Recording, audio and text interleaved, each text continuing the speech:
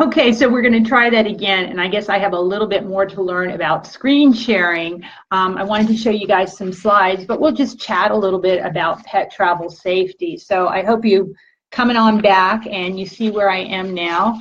And once again, we're talking about how important it is to keep your pet safe in the car and for you not to be distracted.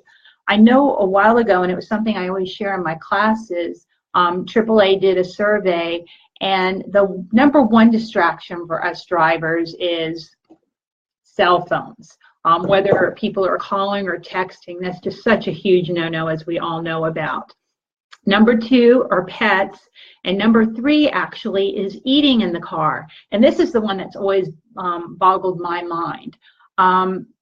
Generally, the things that are the most disturbing to eat in the car are coffee. I imagine, it can burn us, so we get distracted and do some, make a strange movement or take our eyes off the wheel. Number two are tacos, which I guess as opposed to a burger, when you bite into a taco, everything falls in your lap, you look down and you're distracted. And number three is soup. Who out there eats soup in the car? I'm going to really have to take issue with that one. But what we're concentrating on today, obviously, is number two. Dogs and animals of all kinds can be a distraction in the car. But I also want to talk about how to keep them safe while we are driving with them in the car. Safety is an absolute must for, our four paws when they're on four wheels. And what that does mean is, proper restraint. I know our dogs and cats have their own four on the floor, but that's not going to keep them safe if we slam on the brakes or are involved in an impact. Really, the safest place for your pet is in the back seat or in the cargo section, safely restrained in a crate or a body harness. We never want to attach a pet in a moving vehicle to a neck collar, which can pull or choke them. It always has to be a body harness. And for our smaller breeds of dogs and our kitty cats, a carrier or crate is best. And you have to take that one step further and actually attach that crate or carrier to the seat with a seat belt or, some other type of strap. Because, a cat and a carrier, 20 pounds or less, even just in a braking incident, can suddenly become a projectile. And, obviously hurt the cat, have him fly out a window, have him hit the passenger or the driver in the head. So it's just not safe. We need to restrain our pets, and that includes harnesses as well as crates and carriers of all types. The front seat, or I should say the passenger seat, as I was talking about before, we never want to have our pets in our lap in the front seat.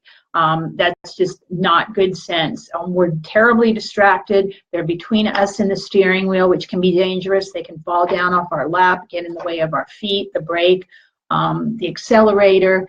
Never, never a good idea. But it's equally bad to have them riding shotgun in the passenger seat as well. If an airbag is deployed, smaller dogs and cats generally have their neck broken. A large dog is hit in the face, causing him to chomp down on his tongue, which contains the lingual artery. You don't have to remember the name of it, but artery, is a large vessel carrying massive quantities of blood. So we are in a heavy bleeding situation should this happen.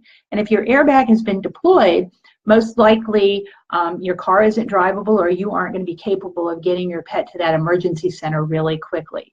So the best place to have our pets ride in the car is in the back seat or in the cargo section, securely restrained in a body harness that's attached to the seat by a seat belt or other type of buckle, or in a carrier that also is in turn strapped to the seat or to the cargo section. When an airbag deploys, it deploys at about 200 miles per hour. So you can imagine, a small dog or a cat in that front passenger seat really doesn't have a chance, and a larger one is going to get badly injured. It's just so important, and I know a lot of people don't think about it because they open the car door, the dog's excited, yay, car ride, and they hop in, generally want their head hanging out the window, tongue, hanging out as well, ears flapping in the breeze, having the greatest time. But, gravel and all kinds of debris can kick up and actually cut the cornea. But one of the big things that happens when dogs have their head out the window, besides dangers of them being hit, is that the air really dries out the cornea and causes severe eye injury. So, really keep them, just like when we go on, rides at different places or on a bus or different things along those lines, we're always told to keep our arms, heads, legs, everything in the window. We really need to do that for the safety of our pets as well. And they do need to be in that restraint, because if they aren't attached to the seat in some way and the car stops, whether we put on the brakes or we've unfortunately been involved in an accident, the pet is still going the 40, 50, 60 miles per hour or whatever the car was going, and just, proceeding like a missile until something actually stops him. And that something is generally the windshield, the back of a seat, the dashboard, another passenger. So never travel with your pets without having them restrained.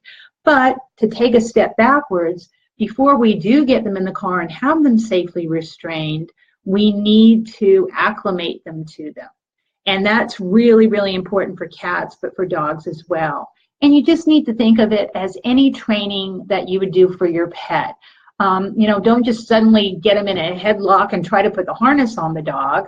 Do it in the house sometime when you're in a good space, when you're feeling happy, when there's a good vibe going. Maybe have a training treat in your hand as you slip the harness over the pet's body. Let him know it's going to be a good thing. And before long, just holding up that harness is going to be car ride, and he's going to be just as eager and as excited.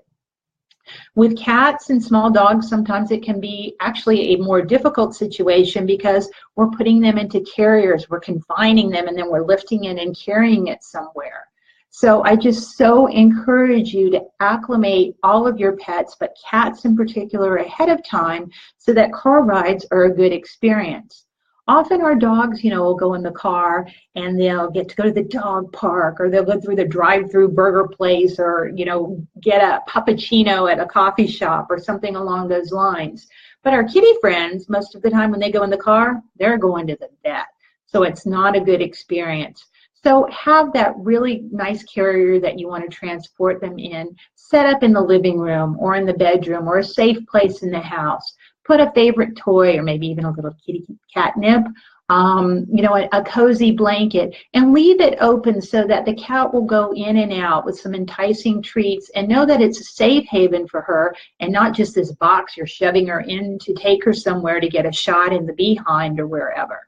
So the more we can do to acclimate our pets ahead of time and let them know it's not a bad thing is really great. This is slightly off topic, but it's all has to do with, I'm sure a lot of you are familiar with Dr. Marty Becker and his fear-free practice right now, and really trying to make veterinarians as well as us pet parents not make it such a traumatic ordeal is the word I was looking for, to go to the veterinarian. So things like this, getting them used to their crate or carrier, is of prime importance. But then, take it that next step. Take the kitty in the car and just sit in the garage with the motor running. Of course, obviously, remember to open the garage door, but get them used to just the vibration. Then bring them back in the house, let them play, forget about that for another day. Do it where they just go around the block. And what I also like to do with both dogs and cats is actually take them to the veterinarian, go in, sit on the bench or wherever they have you sit. Maybe with the dog, you might even put them on the scale, because sometimes they have scales in the lobby. Go back, sit down, give them a few treats, and leave. Then come back again some other time. You'll find out that you're actually desensitizing the animal to going to the veterinarian, because every time they go, they're not going to get a shot or a surgery. Sometimes they go and just get treats. Yay, wouldn't we all like that if we just went to the doctor? So please, feel free to chime in with any questions you have, or if you have found a special harness or a way to travel with your pet safely. I would like to mention to you that there is the Center for Pet Safety. I believe it's centerforpetsafety.org is the website. They're kind of like the Consumer Reports, I would say, or some of those other auto testings of the animal industry, and they check out a lot of pet products. The ones I've noticed most recently on their list are the Sleepy Pod Click-It Sport and Terrain seat belts for dogs. They feel are, you know, some of the best ones out there. The Gunner Kennel, both the small and the intermediate, and the Zugo Pet Rocketeer Pack. Those are the ones they have tested and they have actually put their seal of approval on. There are many others out there. We all have different cars. We all have different pets. We need to find out what works best for us, but you do want to know which one is going to hold up if you're in an accident or in a breaking incident as well. On the Center for Pet Safety's website, they actually have little videos showing these products and how they work and how in slow motion using a crash test doggy dummy, how the dog stays or doesn't stay in the various harnesses. So that can be very helpful research for you.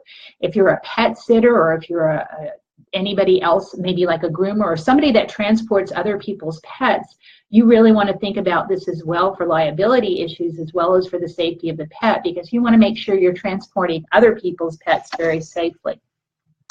The next thing I wanted to just talk to you about briefly, why we need to do these things, because there aren't many laws on the books.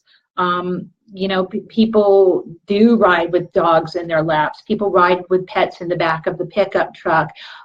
In California, where I just came from, it was actually illegal unless the sides of the pickup truck were 43 inches high and the dog was cross-tethered in the truck. But again, a law is only good as the enforcement of it, and in some cities there are bigger fish to fry, so to speak, and those laws aren't enforced and the pets aren't, you know, kept safe by the laws.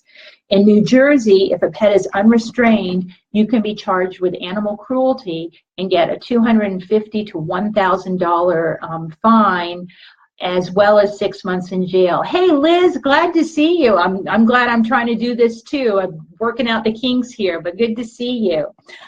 In Hawaii, it's just not legal to ride with a pet in your lap, so yay for them. In Arizona, Connecticut, and Maine, if a pet is on your lap, you can just be charged with distracted driving. So you see that's really, really minimal. And oh, look, I've got Deborah and Catherine. Good to see you, ladies. I'm all across country from you two now, but it's good to see you on Facebook, or at least I guess to have you see me, huh? We'll have to do it sometime where I can see you. But there just aren't enough laws out there to protect our pets. So please do investigate what works best for you and your pet. Start slowly, let it be a good experience, because with animals, just like with people, you can't make a second first impression. You know, once you've blown it and once you've introduced them poorly to that crate or to that harness, it's going to be much more difficult to make them at ease with it. So do abide by those rules. And then the last thing I would like to chat about today, along with anything you guys have to share or want to chime in about, is being prepared on the road and what you should actually take along with you. Well, you know, I'm going to say a pet first aid kit, obviously, but there are some other things. You should always have a health certificate or your vaccination records. And we generally think about these things when we're just going on a long trip with our pets. But I just always have a copy, and it's a good idea even to laminate them so they don't get, you know, it's not all folded up and wadded in your purse or something. Just a record of proof that your pet's had his vaccinations. Because if you do go to a dog park or you just get out anywhere and suddenly there's any kind of skirmish, I'm not saying your dog's at fault, but just if anything happens, you have proof right away to show somebody that your pet is up to date on his vaccinations or his titer testing or whatever records you have. So that's just always a good thing to have on you in the car. Obviously, though, if it's a longer trip, things like medication and supplements, food and water bowls. And I'll tell you, even for a short ride, depending on the time of year, you're going to want that water bowl and that water. Just something about the bowls at dog parks leave a bit to be desired with all the community germs and what might be in there. And I know I just said depending on the time of year, but even in winter, just like us, our pets need to stay well hydrated. So don't think because it's winter they don't need that sip of water. Have that water readily accessible. If you're traveling with a kitty, even to the vet, you might want to have a disposable litter tray and some litter. I mean, unless it's just truly, you know, a trip around the corner. But those are always good things to think about, as well as a scoop. But then, you know, an extra leash. I had a puppy in the car with me one time, and by the time we got to our destination, fortunately, I noticed it, but he had chewed the leash in too. So, you know, it's always good to have that extra leash, and, you know, of various sizes if you're somebody that's just, you know, apt to go help any animal in need. Things I really like besides the pet first aid kit are ginger snap cookies, and they can be just the human kind. I know they have sugar in them, but we're not giving them for a long-term basis. And when I would take a lot of animals to adoption days, about 20 minutes before I'd get them in the car, I'd always give them a few ginger snap cookies, and they generally readily ate them up, and it just helped settle their tummy a little bit, so we had less vomit in the car to clean up afterwards. Another thing to have on hand, and you can get it in dehydrated form as well as the canned, but the canned pumpkin, because if they're suddenly getting diarrhea, that helps firm things up. If you have a pet with constipation, all of you that have taken first aid know from me that that's a great way to deal with that, to deal with fur balls, to deal with impacted anal glands. But pumpkins kind of just deals with a lot of digestive upsets. So, you know, a little tablespoon of that, depending on the size of the pet, on a journey can be a good thing to take along, because anytime they're feeling stressed, their system may not be normal. And have some sort of resource for animal emergency centers along the way if you're traveling any distance, or even, you know, if you're a pet sitter, make sure you know the ones in the different neighborhoods you visit. It might be an app on your phone. There are some good books out there, but the problem with those is, you know, in print form these days, something like that, that's a resource, like a phone directory, so to speak, of animal emergency centers, excuse me. Things change from one day to the next, and some are no longer there and new ones are added. So it just may not be as current. So there are different apps you can get on your phone so that you can, it'll, through GPS, know where you are and be able to tell you the closest animal emergency center if you do need that help. And then the last thing I just want to mention is sometimes calming aids can be very beneficial on a trip. There's a great product by Earth Heart called Canine Calm and Travel Calm. That's a spray aromatherapy that you can put on the doggy bandana, or spray it on the bed or the back seat, or even massage into the ear flaps. Kitties are a little bit more sensitive to aromatherapy, so Bach's Rescue Remedy is still kind of the one that is the safest for cats, but I know some other companies are working on some safe aromatherapies, but those can be very helpful and relaxing for your pet. Obviously, if it's a long trip, check with your veterinarian, and you know, they might prescribe something like a Benadryl as opposed to a downright Valium for your pet, just to take the edge off, or a Trazodone to keep him calmer. But obviously, always do that with veterinary assistance. But I just want you to remember, I know it was 2 days ago, once again I'll reiterate, was National Pet Travel Safety Day. And I find this to be a strange time of year, because it seems like all of our traveling is kind of done for the holiday season, but I guess it's a new year and just a time to think about things we're going to be doing with our pets. Just make sure you're always keeping them safely restrained in the car, that if it's a really hot day, that you temperate, what kind of word is that? That you climatize the car before you get the pets in. I mean, start running that air conditioning first before you get them and get yourself in. If it's really cold, the reverse, get the heater running. This obviously can be really critical for birds and rabbits who have much less of a temperature tolerance even than our dogs and cats. But make sure you're just not putting them into a cold environment. And I have to conclude by saying, never, ever, ever leave your pet alone in a parked car. I don't even care if it's, you know, 70 degrees, which is, you know, very comfortable. Your pet could be dog or cat napped. If somebody's breaking into the car and breaks the glass, the pet's going to get hurt. But obviously our greatest fears are that even when it isn't very hot outside, the temperature builds up in the car through the greenhouse effect of the glass, through our pets, which are about 101 degrees Fahrenheit, starting to pant, and, you know, getting the car 102, 103 as their temperature rises. And also because most of the time we park on concrete or asphalt, which is hot, even when the air temperature necessarily isn't, and radiates up through the metal, getting the car very hot very quickly. So I hope once again that you're having a wonderful new year with your pets. We're on day 4 of it, January 4th here. I hope you'll think throughout the year about making all of their experiences better and that you're spending great quality time together. If anybody has any questions about travel safety, please put them in the comment section. We'll be back with our Facebook Live next Monday at 11 a.m. Eastern, and in recognition of National Bird Adoption Day, we'll be doing just a very little bit of basic bird first aid for any of you that share your lives with feathered friends. So until then, have an awesome possum week, and if anybody leaves questions after we sign off, I will do my best to answer them. Be the one who makes a difference in the life of an animal. And thank you, Catherine, Liz, and Deborah, my pals, for joining in today. Bye-bye for now.